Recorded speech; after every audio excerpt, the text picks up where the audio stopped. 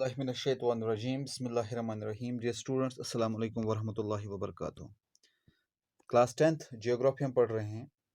आज जो हमने टॉपिक लिया है that is conservation of minerals. आपको याद होगा जो हमारा प्रीवियस लेक्चर था उसमें हमने 3 टॉपिक्स डिस्कस किए थे।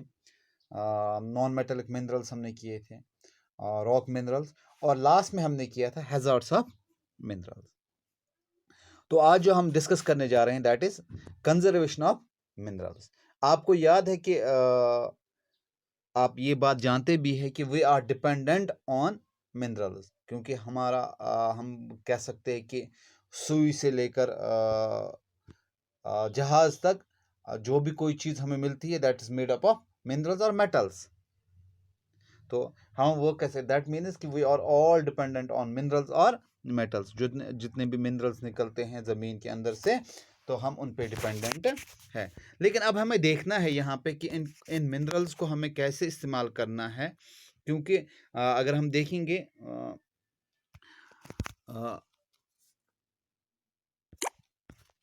अब डिपेंडेंस की बात अगर हम करेंगे, पहला जो पॉइंट मैंने लिया है वो डिपेंडेंस है on minerals and its availability to us. पहले हम देखेंगे कि हम कितने डिपेंडेंट हैं मिनरल्स पे। तो आपको मैंने बताया कि सुई से लेकर जहाज तक जितने भी चीज़ें हमारे पास अवेलेबल है they are all made up of minerals और मेटल्स। तो हम मिनरल्स से ही वो बने हैं। तो उनका हम कैसे इस्तेमाल करते हैं और हमारे पास कितनी उसकी अवेलेबिलिटी है, क्योंकि आपको ये कह सकते हैं कि 1% of earth's crust is filled with minerals. अगर हम बात करेंगे जो अर्थ क्रस्ट जो है उसमें सिर्फ 1% जो है उसमें मिनरल्स है। Rest of the earth crust is this, हम कह सकते हैं दैट इज सॉइल, वो मिट्टी है। हर एक चीज वहां पे मिनरल नहीं है। तो दैट मीन्स कि हम उसमें एक्सट्रैक्शन कर रहे हैं, लेकिन उसका 1% जैसे जैसे हम पानी की बात कर रहे हैं। अगर हम पानी को हम देख सकते हैं कि पानी बहुत ज़्यादा है, लेकिन हम पानी का जब हम देखेंगे कि 97% जो है वो ओशनिक वाटर है, हम उसको इस्तेमाल नहीं कर सकते। इसी तरह हम देखते हैं कि 2% जो है that is under ocean, sorry this, हम कह सकते हैं उनको दिस स्नो माउंटेन्स, तो जिनको हम ग्लेशियर्स बोलते हैं। और 1% जो है which is available for us like that. किसी तरह जो 1% जो है अर्थ क्रस्ट उसमें मिनरल्स है। तो इसीलिए हमें ये देखना है कि हम कितने डिपेंडेंट है और अवेलेबिलिटी हमारे पास कितनी है। तो और हमें ये देखना है कि जो मिनरल्स है, मिनरल्स की अगर हम बात करेंगे तो हमारे पास जो मिनरल्स हैं वर्केबल मिनरल जो मैंने आपको बताया कि वो सिर्फ 1% अर्थस क्रस्ट में पाए जाते हैं।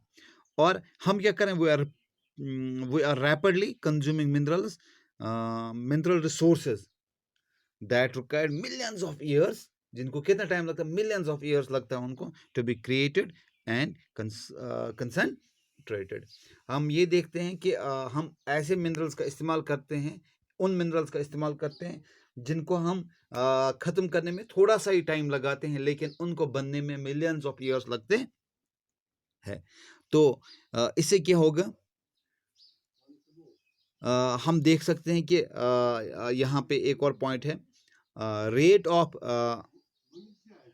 Replenishment in comparison to the present rates of consumption. अगर हम देखेंगे कि हाँ यहाँ पे जियोलॉजिकल प्रोसेसेस जो है मिनरल फॉर्मेशन की वो बहुत ज़्यादा स्लो रेट्स पे हैं। हम रिप्लेनिशमेंट हम देखेंगे वो स्लो है। अगर हम कंपैरिजन करेंगे उसको प्रेजेंट रेट्स ऑफ कंजप्शन वो बहुत ज़्यादा हाई है। मिनरल्स को बनने में बहुत टाइम लगता है, लेकिन कंजप्शन में जो है हम बहुत कम टाइम लगाते हैं। तो विद इन नो टाइम हम मिनरल्स को कंज्यूम करते हैं अपने नीड्स के हिसाब से, लेकिन उनको बनने में बहुत टाइम लगता है। तो इसकी वजह से क्या होता है, जब मिनरल ज़्यादा इस्तेमाल होंगे उससे क्या होगा, उससे हमारे लिए बहुत प्रॉब्लम्स हो जाएंगी। क्यों? तो इससे क्या होगा, जब हम कंटिन्यू करेंगे मिनरल रिसोर्सेज, आपको मैंने बताया कि they are finite and non renewable. Finite and finite means they are limited, and non renewable. हम उनको नॉन रिन्यूएबल कैटेगरी में क्यों लाते हैं, क्योंकि उनको बहुत टाइम लगता है बनने में, क्योंकि उनको रिन्यू होने में बहुत टाइम लगा, मिलियंस ऑफ ईयर्स. अगर हमने आज कोई मिनरल यूज किया, अगर हम देखेंगे उसको बनने में पता नहीं हमारी कितनी जो जनरेशन, नेक्स्ट जनरेशन है, उनको भी वो नसीब नहीं होगा जो हमने खर्च किया. अब उसकी जो भरपाई वहां पे वो नहीं हो सकती है. That means it took lot of years, millions of years to be renewed. तो इसी तरह हम बात कर सकते हैं कि जब बेतहाशा इस्तेमाल होगा, continue extraction of ores leads to the increasing costs as minerals extraction comes from greater depths along with decrease in quality. अब जब मिनरल्स को हम ज़्यादातर एक्सट्रैक्ट, जो कंटिन्यू एक्सट्रैक्शन जो और हम निकालते हैं, मैंने आपको पहले ही बोला है कि मिनरल्स किस फॉर्म में होते हैं, और फॉर्म में होते हैं, क्योंकि उसमें मिक्सचर ऑफ मेनी थिंग्स होता है. फिर हम उसको रिफाइन करके या हम उसको प्रोसेस करके अलग अलग चीज़ें बनाते हैं, अलग अलग चीज़ें उसमें से निकालते हैं. इससे जब हम कंटिन्यू इसको एक्सट्रैक्शन इसकी करेंगे, तो इससे क्या होगा, जो कॉस्ट्स होंगे, जो प्राइसेस होंगे, वो बढ़ जाएंगे. क्योंकि मिनरल्स कहाँ से आते हैं, they come from the depths, greater depths, वो बहुत नीचे हमें जाना पड़ता है. तो उससे क्या होगा, और उससे क्वालिटी भी डिक्रीज हो जाएगी. मतलब कैसे क्वालिटी डिक्रीज होगी, अब जब डिमांड ज़्यादा होगी, मिनरल्स हमारे पास कम अवेलेबल होंगे, तो दैट मीन्स कि अब मिक्सचर होगा वहाँ पे. अब जितने भी वो निकालने, आपको मैं एग्जांपल दूंगा, कोई ईद होती है या कुछ होता है, जब हम बेकरी वालों के पास जाते हैं, उनके पास जो पड़ी हुई चीज़ें भी होती है, वो भी उन्होंने मिक्स करके रखी होती है, लोगों को वो देते हैं, और लोग आंखें बंद करके वो ले जाते हैं. तो इसी तरह मिनरल्स का ही यही हाल होगा. अगर हमने इसी स्पीड में मिनरल्स को इस्तेमाल किया, तो उनका हमने ये ख्याल नहीं रखा कि आने वाली जो जनरेशन है, या हम जो आने वाला वक्त होगा, उसके साथ क्या होगा, तो हमारे साथ प्रॉब्लम्स हो जाएगी. और जो कंटिन्यू एक्सट्रैक्शन जो होगी मिनरल्स की, इससे कास्ट्स बढ़ जाएंगे, और इससे क्या होगा कि जो क्वालिटी उसमें भी डिक्रीज हो जाएगा.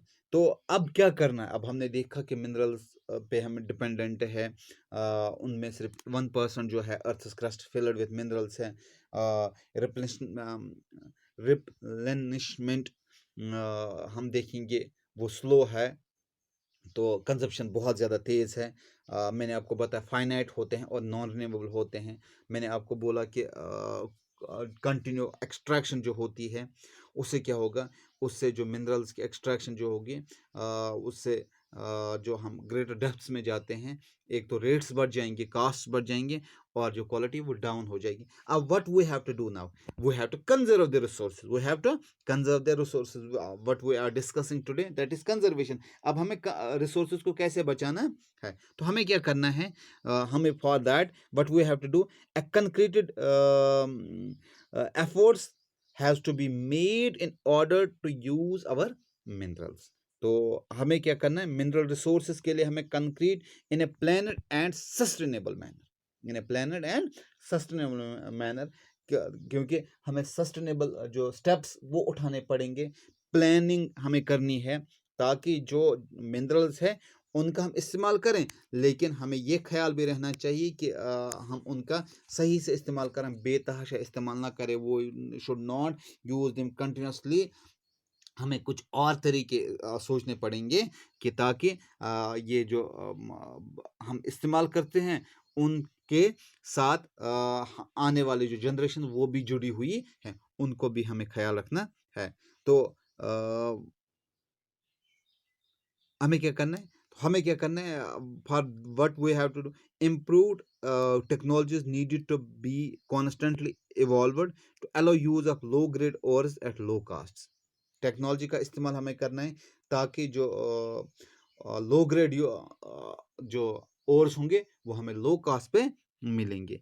दूसरी चीज़, रिसाइकलिंग ऑफ मेटल्स का क्या होगा कि हमें जो मेटल्स जो रिसाइकल हो सकते हैं। मैं आपको बात कर यहाँ पे कॉपर की बात करूँ, कॉपर के बर्तन हमारे पास हैं। अगर कोई कॉपर का बर्तन टूट जाता है, हमें वो फेंकना नहीं चाहिए। वी मस्ट यूज़ दैट, उसको हमें कहीं पे ले जाना ठीक करने के लिए, या कहीं पे हमें उसको रिप्लेसमेंट भी मिल सकती है। हम उसके बदले कुछ और ला सकते हैं, लेकिन उसको ज़ाया नहीं करना है। और इसके साथ-साथ हमें ये करना है कि अदर सब्स्टिट्यूट्स, हाँ, सब्स्टिट्यूट भी हमें इस्तेमाल करने चाहिए, ताकि बात कर अर्दन जो पॉट्स होते हैं या प्लास्टिक के कुछ बर्तन होते हैं, उनका हमें इस्तेमाल करना चाहिए, ताकि जो मिनरल्स हैं उन पे ज़्यादा असर ना पड़े। तो आई होप कि आपको ये क्लियर होगा कि कंजर्वेशन कैसे।